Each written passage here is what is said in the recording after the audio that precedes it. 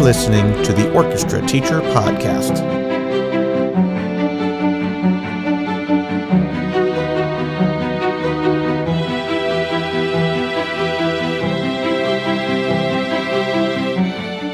Welcome, ladies and gentlemen, to the Orchestra Teacher Podcast. Dr. Charles Laux here. This is our episode number 95, and I have a very special guest coming all the way from Florida. This is Dr. Geoff Neuman, and Geoff and I go way back, all the way back to the Las Vegas days of teaching, my first teaching assignment, and Geoff has done some awesome things in the world of bass and conducting, and he's kind of getting his feet wet down in South Florida. He is at the University, or the State College of Florida, which is near Tampa area, in that general vicinity. Is that right? That's correct. Yeah. It's between Sarasota and Tampa. Welcome, Geoff, to the Orchestra Teacher Podcast. Thanks for being here. Hey, it's great to be here and so great to see you. We go way back for sure. And and I know that that intro, we started our careers definitely around the same time. So, it's great to see what you're doing, and certainly appreciate you having this podcast, because it's definitely a great resource for all of us. Oh, well, thanks. And our friendship goes way back, and really excited to hear about your new digs. I know you've been there for a little while now, so you've gotten your feet wet, and you're still commuting back to Las Vegas to play and all this. So I can't wait to hear about all the things you're doing. So Geoff is a wonderful bass player, and so tell us just a little bit about your history and your career so far. Okay, so this is my 29th year in education. And most of it, I taught high school as an orchestra director, but I actually have many years as also teaching band, including 6 years teaching marching band.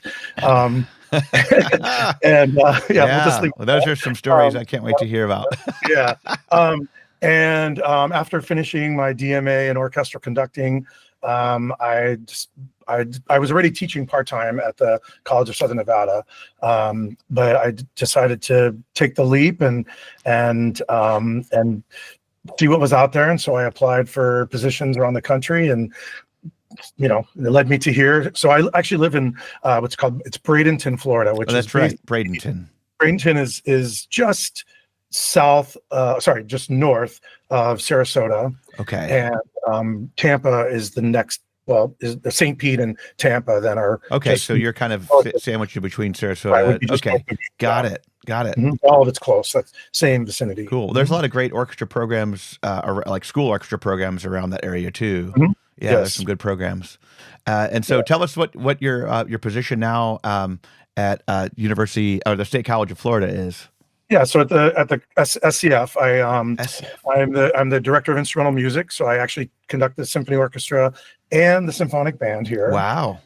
And I teach music theory, and I'm a private bass instructor as well.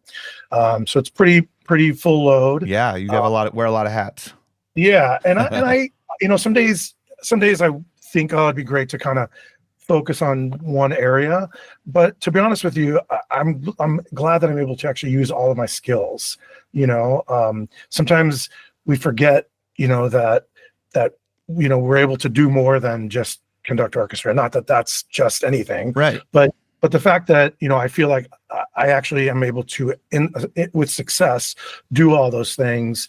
It makes me proud of the work I've done, but also happy and for the opportunities that I've been given.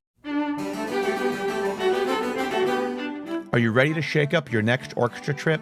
Kaleidoscope Adventures has been planning performance travel beyond expectations for more than 30 years.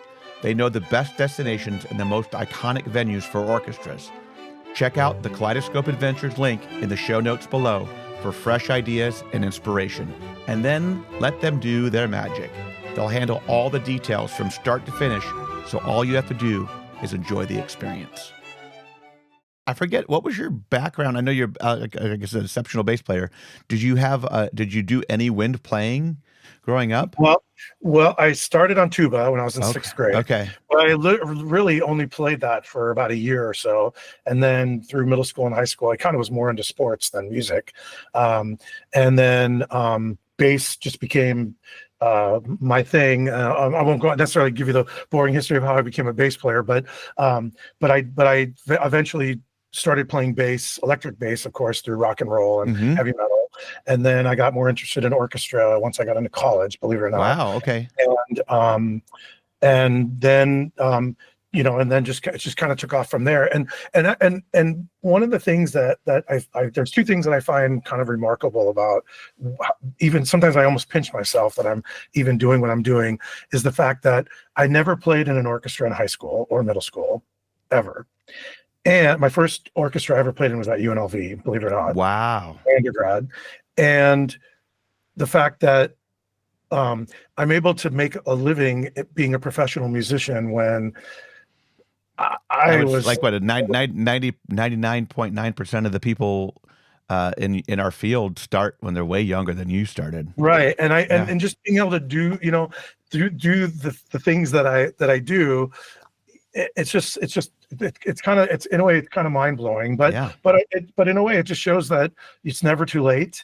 And if you work hard and persevere and then set your goals to what you want to do, then anything is possible. And I know that sounds a little cheesy, but it is cheesy, but it's true. I mean, I tell my students that all the time, and I have to kind of back it up, because I wasn't just like you. I mean, I started playing when I was in 4th grade, but I really didn't really do anything with it until maybe 9th grade. And I still had to beg for lessons, and then started doing that. And I was like, oh, this is something I can do. But I wasn't a Sazuki kid or, anything like that. So I was very deficient when I went to college, and without my violin teacher just absolutely killing me and, pushing me to my limits, I wouldn't be here today because without him, Right. And I feel the same way. I mean, I had great teachers along the way, and many that you obviously know, but I also feel like what allowed me to be successful as an educator, the playing portion probably goes hand in hand, but as an educator, is I was just able to meet some really great people like yourself, of course, and Dr. Laycock, who you had on here podcast. He was certainly a mentor for me as well. Yeah. But even people like Tom Leslie and Taras Krysa at UNLV and George Stoluto, right. And there was a lot of people, but even people that I worked with, and when I first started teaching, Diane Katsoulis. I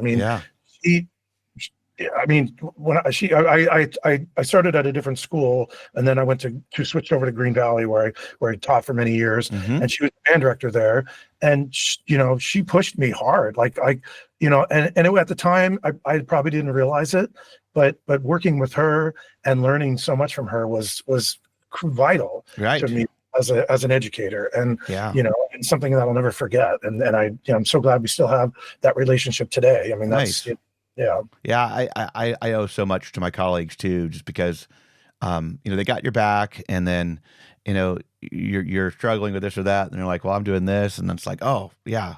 And so I mean, like Craig Yancey, when I was at Lead Middle School, he was just an amazing educator who I was a big fan, and he was kind of like my idol for a while because he played all the instruments. He was very musical, and he had his discipline down, and all these great things that I just learned from him. And I was teaching middle school, but man, without some of these people I've worked with, I wouldn't be where I am either. So it's the mentors and also colleagues that, right. Good experiences set it apart, and And sometimes they teach us to build connections or whatever, but to me, all of you guys feel like family and friends, and not like the connection part doesn't even it's the personal connection, not the professional connection, that I think is extremely important. And I try to instill that in my students now, because I know that that's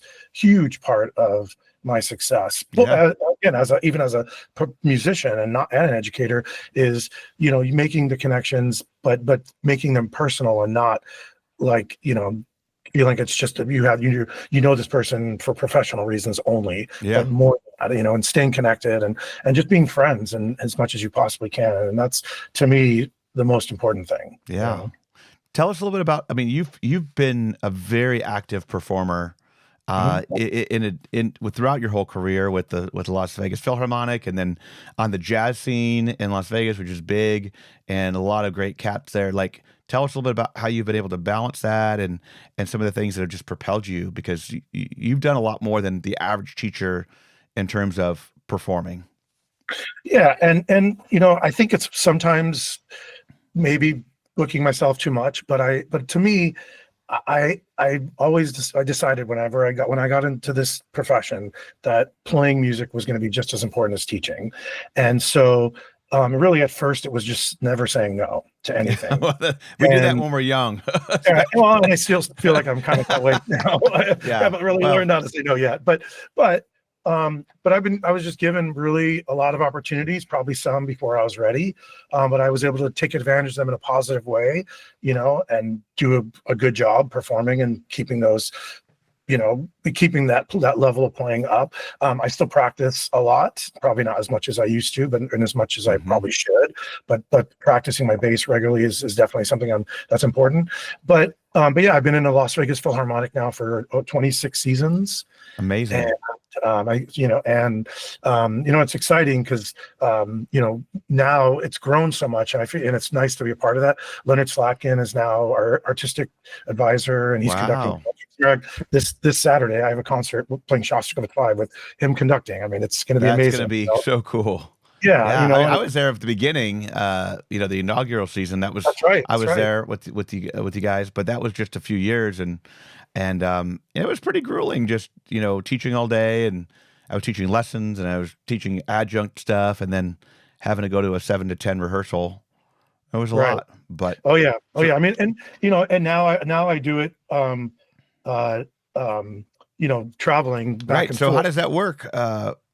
So I'm grateful for my school to be very supportive of allowing me to keep doing that.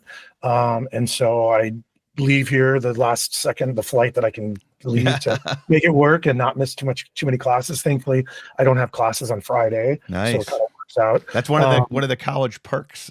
Right. Definitely. And so I'd go out there, and my girlfriend still lives there, and and so I have and obviously, which is not always a good thing. That's for a different conversation. Right. Well, that's tough. That's just tough anyways. That's the most tough. Honestly, that's the toughest part of what I'm doing, being away from her. But we don't have to get into that discussion. No. But I have a base there, and so bass back and forth. Unfortunately, I do have to fly to Tampa and not Sarasota. So to get there, you have direct flights, that kind of thing. But anyway, it's worked out. I've been doing it now for 2 seasons. I definitely plan on doing it again next season. Great. And the school is just very supportive. And but I'm able to practice and be prepared. So when I get there, I'm ready to go. I don't feel like the traveling and all that has really. I mean, it's tiring. Sure. But in a way.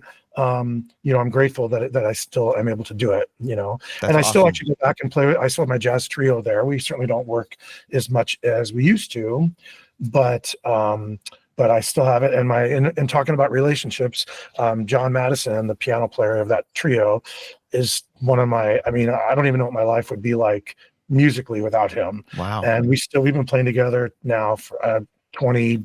I mean, my son's 22, so like. Almost 22 years, and it's still really strong. And even though I'm here and he's there, we managed to still play together a lot. And that's so cool.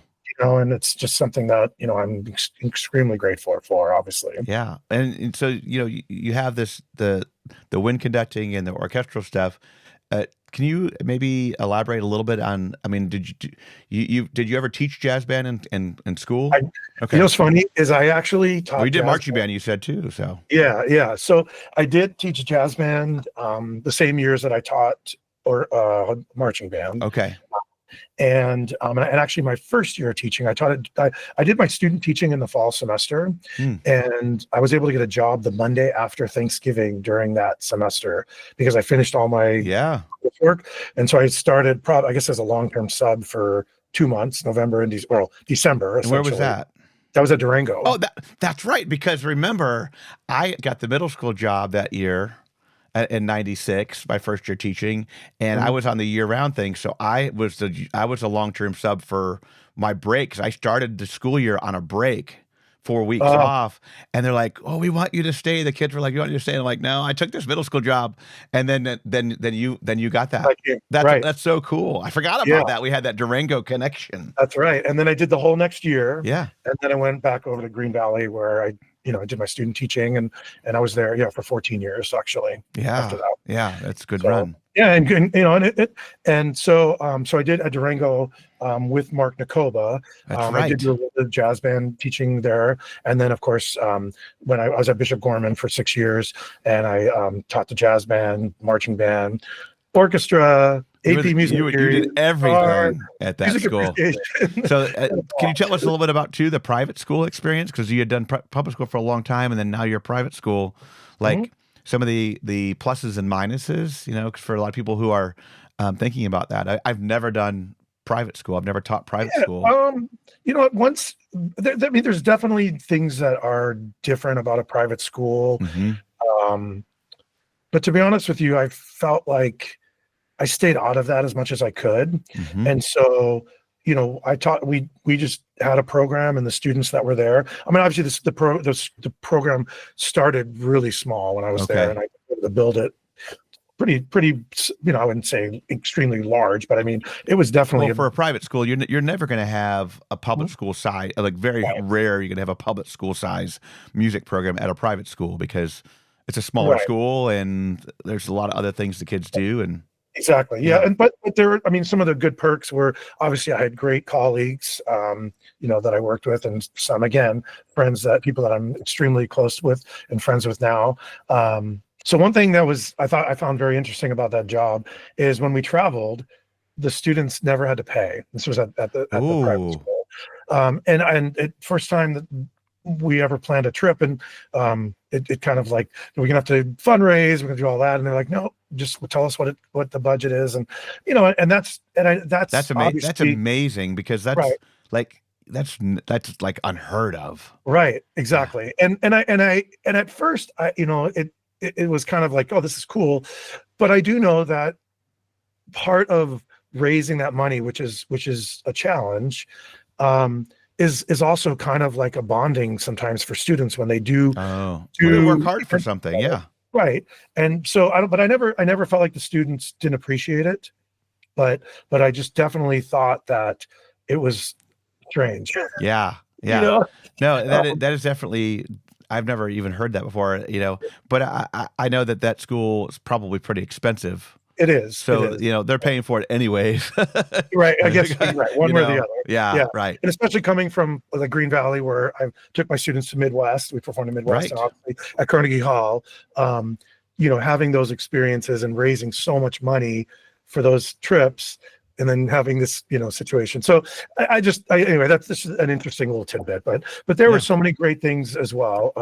Definitely, it was limiting on what kind of repertoire we can do. Yeah. Even with marching band, it was small. And so, we had to definitely be careful about how we did stuff. And I had a great assistant that worked with me there, which certainly is, should take a lot of the credit for the success we had.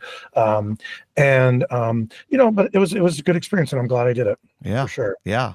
It's cool whenever you have those unique things that happen in your career, and you look back like, that was really hard, but you get there's a lot of gain that comes from that.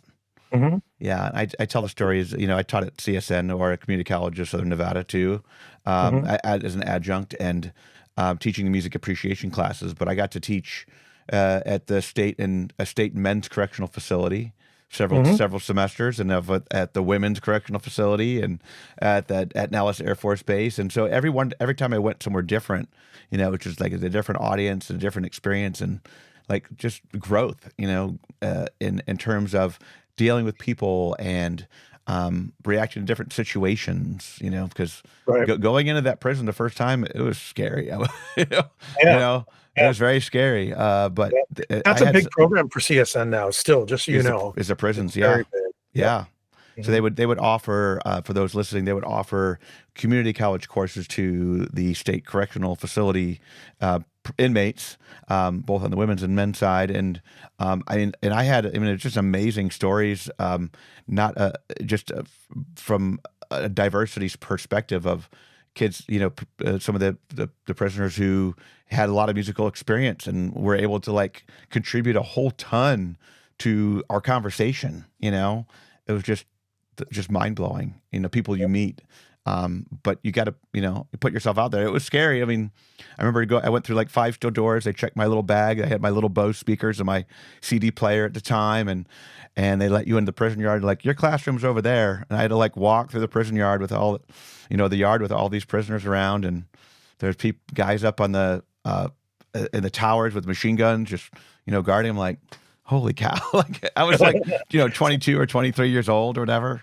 It's like, Yep. mind blowing, but makes you appreciate maybe when some students are, misbehaving a little bit, right? But they were great. They were great. Yeah. And I will say, like, compared to the regular campus, the main campus, they did their reading, they did their listening, because they had obviously some time to do so. But right. But it was really great. I mean, like, it was very enjoyable. Yep. Yeah. So very cool. Yeah. So now I'd like to kind of hear about some of the things like. Do you have to do like creative and research activity at all at your school, or is it pretty much like pedagogy and all the things you're doing teaching wise? You probably don't have a lot of time to do any research or anything like that, but you're not music ed technically. You're more of a performance faculty. Correct. Yeah. Yeah. Yeah. They are really big on not necessarily on research, but more on how you are with the community on campus and how you are at the community outside of campus. Right. So obviously recruiting is a big part of my job, but again, we keep bringing up relationships. Like, I love, especially now that I'm not doing it full time, I love going out to the high schools and even middle schools and work with the students. I mean, to me, even though I know that seems like it's recruiting, but all of the teachers in the area, both band and orchestra, have been so welcoming and inviting me to come. They let me, obviously I talk about the job and my school here, right? But I just love working with their students because, then I still have that connection to that. So that's a big part of it. So I do that a lot. Yeah. And then on campus, I serve on committees, hiring new faculty or reviewing the faculty handbook, or things like that. Yeah. You contribute to what's going on campus as well. But it is my job is you'd think I wouldn't be able to do anything else. Like, you wouldn't think I'd even be able to go to Las Vegas to keep performing, or even performing here in the area, which I've been able to do as well. Nice. As it'd be really difficult, but during the school hours, it's nonstop. Yeah. And then, and then I just decide, when I'm not going to Las Vegas, what extra do I want to do here? Yeah. What can I do? So, it's a balancing act, but again, I get to do what I love. I mean, obviously I love doing music. And so, so I'm just happy to have that opportunity. So for the people listening, what would you say, I guess the biggest differences are, or the perks or drawbacks of going from a public school job to a conducting position? What would you say are? Well, I have more hours, more time to actually, believe it or not, now we're talking about busy schedule, I have actually more time for score study. I feel like I actually kind of at the public school or now? At the college level. Okay. Yeah. Yeah. I feel like I'm able to almost schedule that into my day. Nice. And I do that on a regular, every day, really. Well, when you have the wind ensemble and the orchestra, that's a lot of repertoire. Mm-hmm. Yeah. Like, for example, in April, our symphony orchestra is actually doing Beethoven 9. Nice. And it's the first time I've ever conducted the whole thing. And, and I can't tell you hundreds of hours already, of score study that I put into it, and it's great. I learn a lot by doing that, but I'm able to do it on a regular basis. So even if it's 30 minutes here, or whatever. So that's one thing that I think at the college. But I have to say, I don't think I would be as good of a collegiate teacher if I didn't have the experience teaching at the high school level. Right. I definitely would not. Yeah. And sometimes, even with my private students, or even the ensembles, but definitely like music theory class, to me, and I don't mean this in a demeaning way, but college is sometimes like 13th grade. And especially when you're in a smaller school. they still need to see that somebody cares about their success, and they still need to see that somebody's willing to fight for them and to help them, because not everybody, just because they pay to come here, doesn't mean that they're all at the same level. And so you still have to be prepared for the unknown. What's gonna happen. Well, I mean, you're still nurturing. They're still kids, right? Even though they're 18. They could call it an adult, but they're still kids, And when you think about, like, you go back to the time when I was 18, it's like I thought I knew a lot, but I really didn't. Right. When you get old, and it's like, oh my gosh. But so that's good. I mean, I think I enjoyed that part of the university teaching when I was at Kennesaw too. Was they're still very malleable, and you have to shape them. And they're looking to be professionals. So you're having to teach. Sometimes kids don't know about professionalism or entrepreneurship or selling themselves or presenting themselves, and those are things that I feel like I had to teach kids. Some kids, not all of them, about beyond just the subject matter. Absolutely. Oh yeah. And I got it. I realized that I got into teaching, one, because I felt like I was behind as a musician myself, but it's for selfish reasons, because I love to learn. And so I honestly, like, I learned something every day about, and I did, my previous years, and I do, even now. And I love that about being an educator, and especially getting to do it as a musician, because, we're able to learn, about, and obviously music is something I love. So to me, I feel like I'm just learning hopefully as much as the students are. And then, it just makes me a better educator for the next year, But one other thing I think about too, and that I probably should mention, is that, I love teaching and I love music, but I've also realized over the last, I would say 6 years, probably, I definitely didn't think this way all the time, but that I'm grateful for what I do, but I'm also know that if I was in personal finance, or if I was in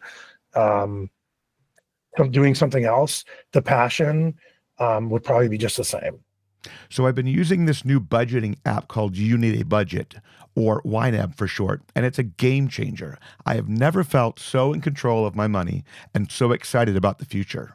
So sign up for YNAB, and then we can nerd out together. If you sign up, you get a 1-month free trial, and you can find that at tinyurl.com/the Orchestra Teacher YNAB. Again, music is something I really love, and so I'm so happy to be able to do it.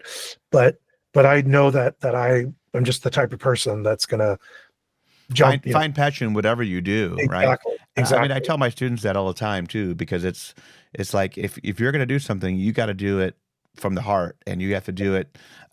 You can't go through life hating your job, not liking what you're doing. Like it's a long life, right. to be doing that. So that's why I encourage kids to get part-time jobs if they're able to do it, because I love my time at the grocery store that I worked when I was in high school and in college, but I knew as I was going through, it's like, this is not where I want to be. This is not what I'm passionate about. So finding that, whatever it is, it's an important message I feel like I share with my students all the time. Right. Absolutely. Yeah. And if that means they're getting that they need to get out of music, I mean, there's been students that I've had too, when I was at the university, is like, I don't think this is not where you want to be. Your heart's not in it. You're not showing it. I can see it in your face. I can see it in your eyes, Right. And I have this conversation with students a lot, is that some students come here just because they love playing their instrument, right? But I tell them, and a lot, and I shouldn't say a lot, but I've mentioned this a few times, that there's a difference between somebody who loves playing their instrument and somebody who's willing to put the work in to be a musician. And our job here at the college is to make sure that they become musicians. This is, even though we have fun here, right, and getting to play music is like Beethoven 9 and whatever is obviously incredible, but like when they graduate, and they, it can't be, I had fun playing my trumpet for right. But it's got to be that, am I better than what I was?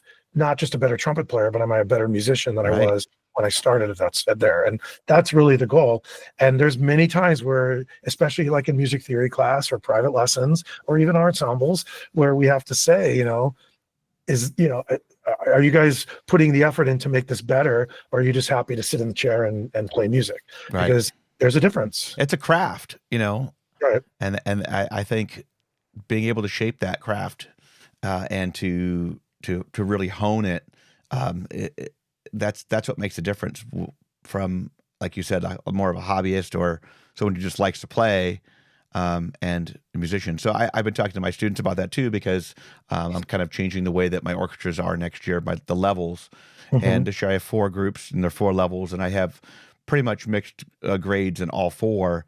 But I'm realizing that there's kind of a weird dynamic in my concert orchestra, which is mostly freshmen, but there are some other grades in there too.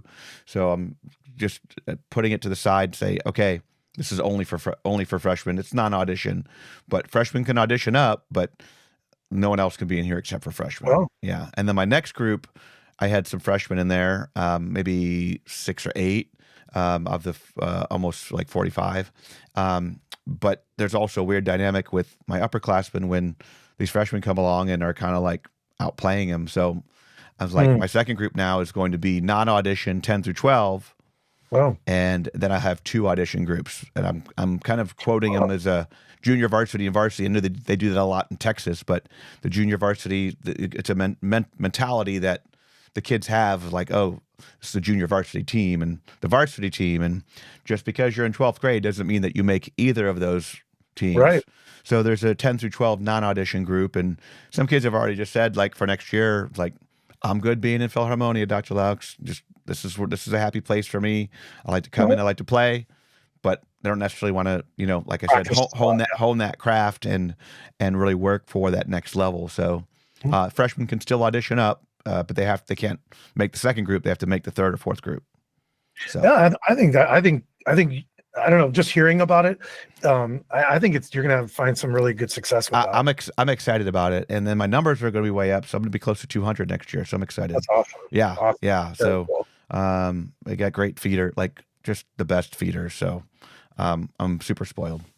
Yeah, that's great. That's great. Yeah. That's great. What are the things that you miss most about teaching public school?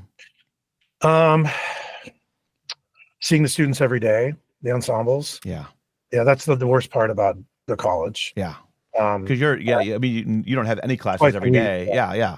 Right. Yeah, and it's hard, because some of these kids came, especially because we have most of the students we have it's their first or second, first or second year of college, right? Sure. Obviously. And so most of them had come from having ensemble every day, so their practice habits aren't quite there because they know that I'll get it tomorrow. It's not that way anymore. You wait till tomorrow and another tomorrow. That's the next week already. Right. Exactly. Yeah. And then of course, if there's a holiday or last week we had spring break, we lost 2 rehearsals out of the 30 that we have in the semester or whatever. Right. So that's a lot. It is.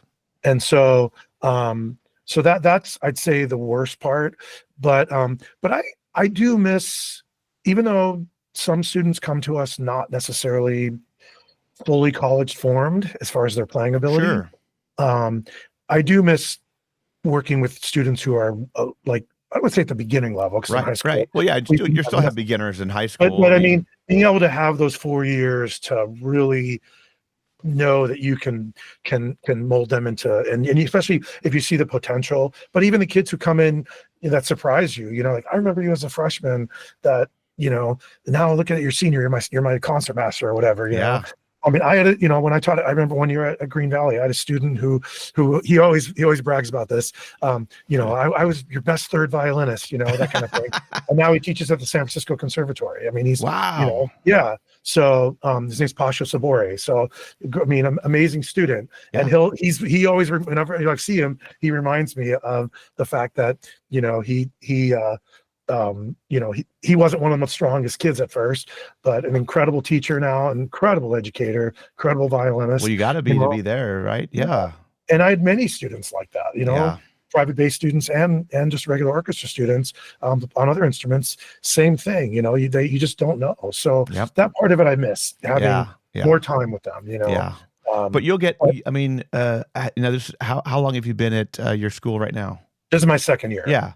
So you haven't even like seen those rewards yet. Right. Exactly. There. And, and I had left Kennesaw after 4 years, and I got to see some kids graduate, and they've gone on to be very successful string teachers or whatever it is. But, I did like that part a lot, is that you're shaping them to start their career. And then one of my students, just got a doctorate last year, and they're just killing it, and That's awesome. It's just fun to see. Yeah. That's awesome. It's the best. And, and even students who've gone on to do other things besides music, right. Successful careers doing whatever. I think it's just cool to see that and know that we had a small part of that, Yeah. It's one of my favorite things. I mean, I'm not a huge fan of Facebook, but being on there just to connect with the students and obviously stay in touch with some colleagues. But it's amazing to see the stories go by. It's like, oh, they got married, or they just finished their doctorate, or they're doing orthopedic surgery. I have a student, it's crazy. Yeah. But it's fun to watch.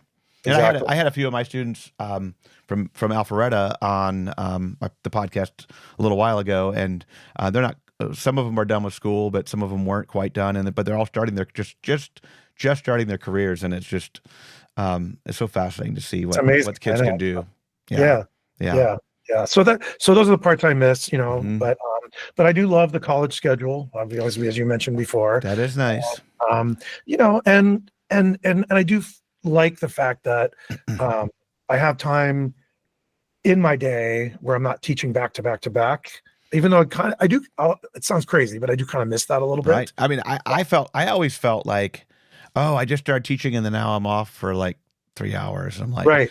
My energy just gets going. And then I was like, okay, now I have to sit here or I have to do emails or research or whatever it was, or sit in a committee meeting.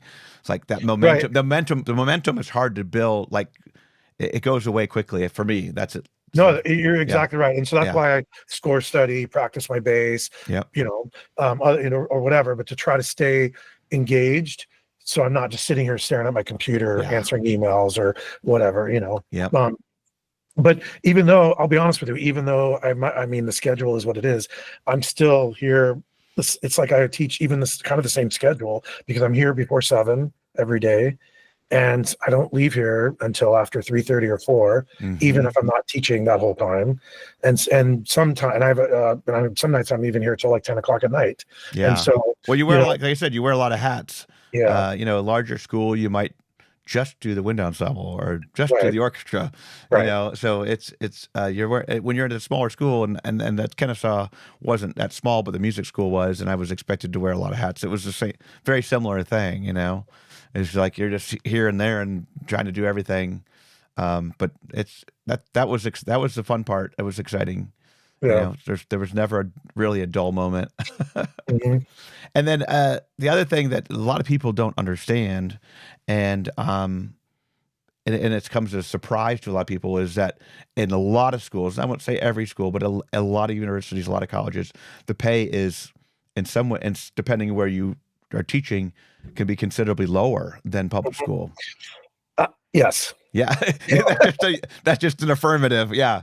Yeah. And that's not everybody's goal. Right. And your son is on his own now, which is, would love to hear. Well, he's in college. Well, he's in college, but I mean, he's on his own. Okay. Okay. A few more. Well, and it's okay. I'm not ready for him to be on his own. He's finished degree already. He's doing a master's Okay. now. So he graduated already from Cal State Northridge, and now he's in his first year of grad school at UCLA. UCLA. Wow. Great. And he's a bass player. He's a bass player, and he's doing great. And we just did a concert together. We did 2 concerts together, the lots in January, and then a couple weeks ago here, he played the Bottesini bass concerto. Wow. We did it here with my students, my orchestra here about 2 weeks ago, and then we did it in San Luis Obispo, California, in January, and that came from another relationship that Mark Kovacs, who Mark, he conducts an orchestra out there and invited us to do it. Aiden actually he won a job in the San Luis Obispo Symphony, so he has connection with that area already, which is pretty nice for a 22-year-old, his first orchestra right gig. And he does some stuff in LA as well. But Mark has a chamber orchestra in that same area. Nice. And he invited us to come up, and we did the Bottesini Concerto there as well in January. And, That's so cool.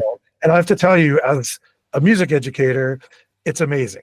But as a father, I was going to say, as a dad, it's there's nothing like it. Yeah. I mean, I still have a video of Aiden playing the bass the first day he ever played, and and I'm really proud of him. I mean, I'm not shy to say that. Well, he's had a great role model, and my oldest played, and he stopped playing when he went to high school in violin, and my youngest is going to high school, but he's going to continue on viola next year. So I'm excited for that. And, it's not his first thing. Baseball's kind of his first thing. Mm-hmm. And the cool part is he asked me, he's like, Dad, I want to go to the Georgia Asta camp this summer. I'm like, what? you want to go to the orchestra camp? Okay.